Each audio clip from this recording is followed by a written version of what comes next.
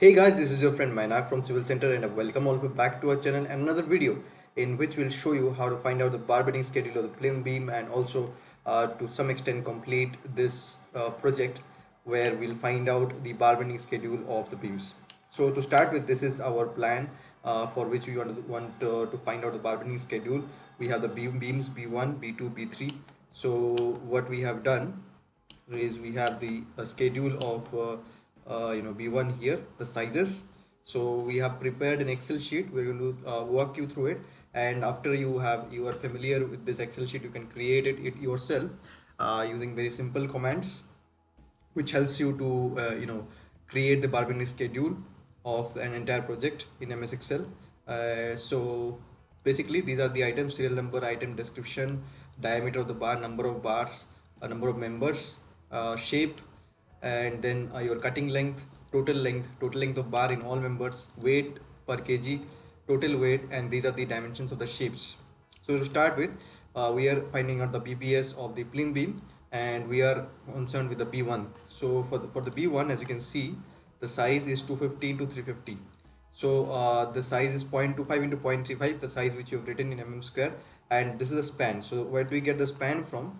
So you go to the layout plan of the plinth beam layout plan, you find the B1, as you can see, 1, 2, 3, 4. So exactly 4 number of spans of B1s we are having here. So we have taken the center to center distance of the first span, and we have written it here, that is 1.894 meter. Okay, now moving through, main reinforcement top, main reinforcement bottom, all through, and extra reinforcement start and center. So let us show you what do you mean by this main reinforcement and extra reinforcement. If you could see the section of this beam B1, as you can see here, the main reinforcement of the top will start from here and it will go all through, the all through one, as you can see, 2220 ALTH. So it will go all through, and then the bottom reinforcement all through will go, like, will start from here. The shape, notice the shape, it starts from here and then it will go all through. So the bottom reinforcement is your 220, all through. So bottom reinforcement is 220 all through, and top reinforcement is 220 all through. Now for the extra reinforcement, so the extra reinforcement, as you can see, it will start from here and it will end here near the discontinuous end, that is up to 0.1 L from the supports, and for the continuous end, that is 0.3 L from the supports. So 0.3 L from here to here, and it will continue in this end also up to 0.3 L. So this is for the continuous end and this one is for the discontinuous end. Now the extra bottom, as you can see, the 212 extra. So the 212 extra starts from here and ends here. So as you can see, 0.15 L from this side and 0.25 L from this side. So over a span of 1 minus 0.25 minus 0.15, that is 0.6 L, 8 lies. So 0.6 L is for this 2 bars of 12 mm, which is extra bar, and 0.1 L is for 2 bars of 20 mm from the discontinuous end, and 2 bars of 16 mm extra, 2 bars of 16 mm extra of 0.1 L from the discontinuous end, and 2 bars of 16 mm extra of 0.3 L from the continuous end. As you can see here also in the schedule also, it's written in the B1, as you can see, 2 bars of 20 mm that is all through at the top, and also 2 bars of 16 mm is extra at the top, both at the start and the end, and it depends on the end conditions, whether it is continuous and discontinuous. It is either 0.1 L or your 0.3 L. And now for the bottom, we have 2 bars of 20 mm, which is all through.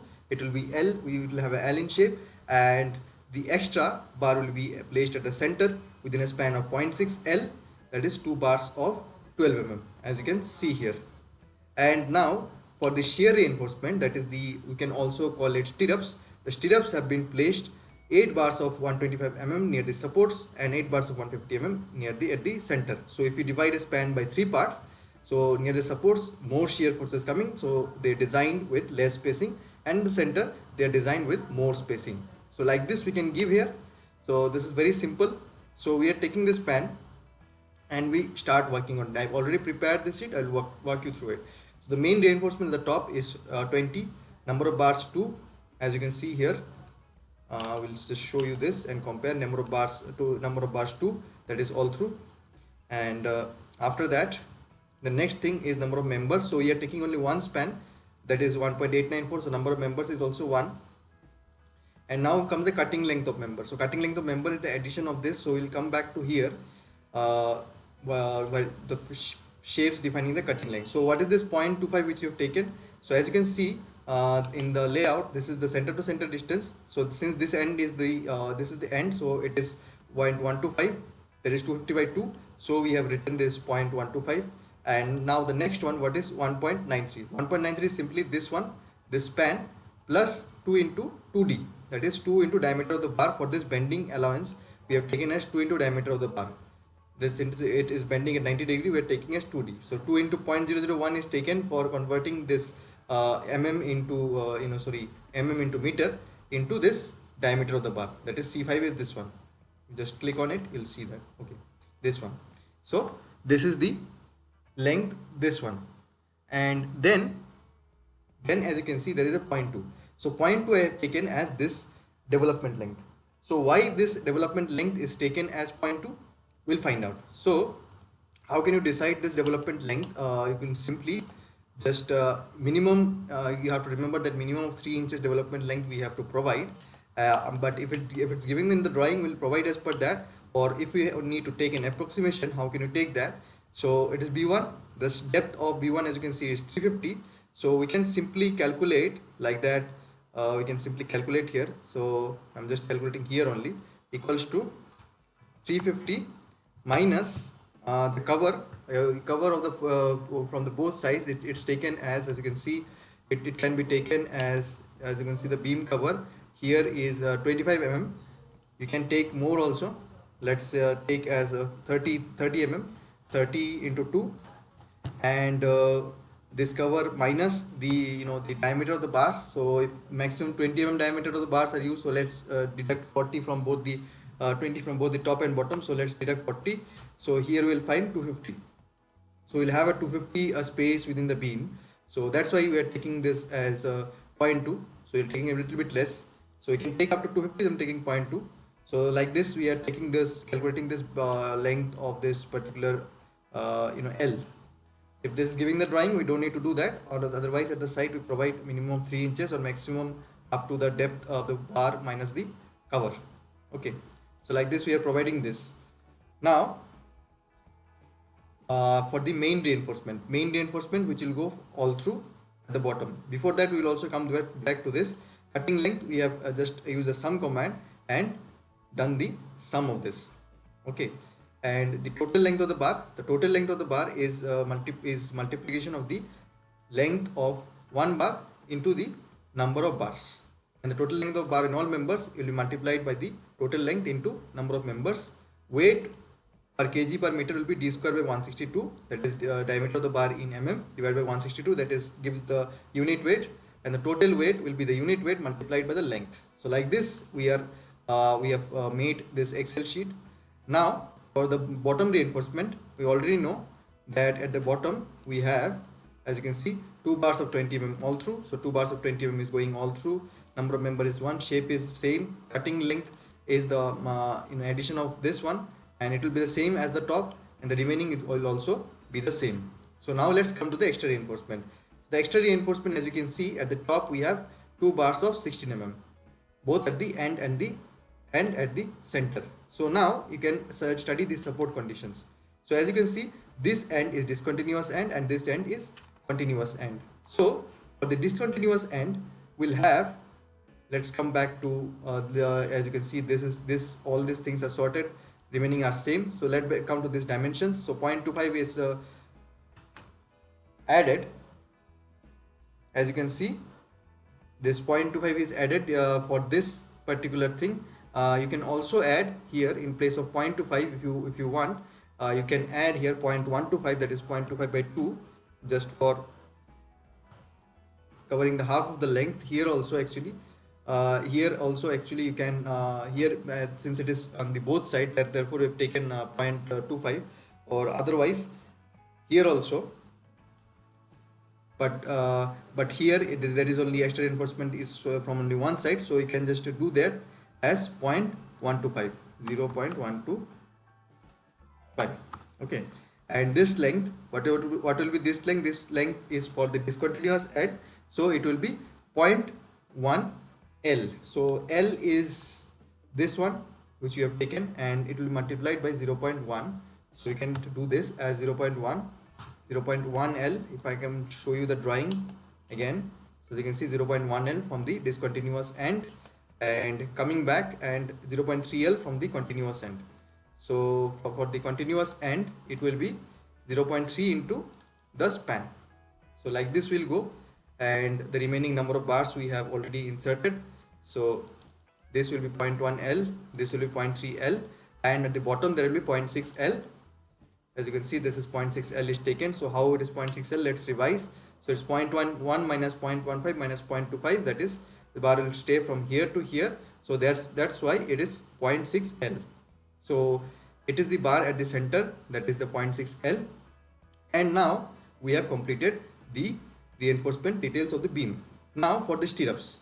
For the stirrups, we have given a spacing of 125 mm. So now the spacing of 125 mm, the number of bars is 8. The diameter of bar is 8. The number of bars can be defined, found out by a simple process. So what we are doing is, we are dividing the span of the beam into, divide by 2 by 3. So 2 by 3, in the 2 by 3rd portion, we are providing a spacing of 125 mm. So this is the span multiplied by 2/3, that is 1/3 on the if you can see here, that is 1/3 on this side, 1/3 on this side, that is 2/3, and in this 2/3 we are dividing it by 125. So where did you get the 125? In here, as you can see near the supports, 125. So that's why we are doing this, dividing this by 125, and we are using the round up command to place the value at the to the next number. So like this we are finding out the number of bars which will be used as stirrups, and near the support and at the center we are multiplying by 1/3. So like this we are finding out, and the cutting length of the stirrups can be found out by a very simple method.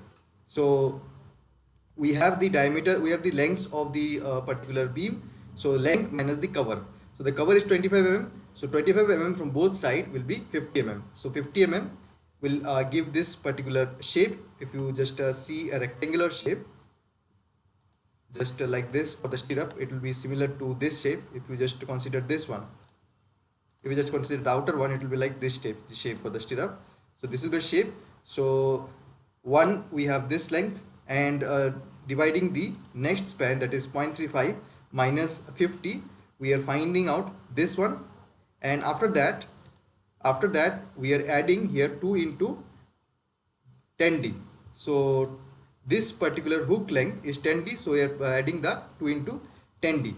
So by doing that, we are finding out the cutting length of one stirrup, which will be the same for both the rings or the stirrups at the center and at the support. So like this we are calculating the cutting length of stirrups. The remaining process of the sheet of unit weight calculation, the total weight calculation will remain the same. So we have to do the entire sheet like this. So if you want to watch this video of the entire sheet, how we find out, we'll also upload that. For now, you have known the process, and once we find out the particular weight of bars in the entire sheet, then we can find out the particular weight of the rods which will be used in the entire project, which we will show you in the upcoming video. So stay tuned. If you want to watch that, we'll also give the link of that next video in the description. You can also check our channel. So that's all for today. Keep learning. Have a very happy Sunday. Bye bye.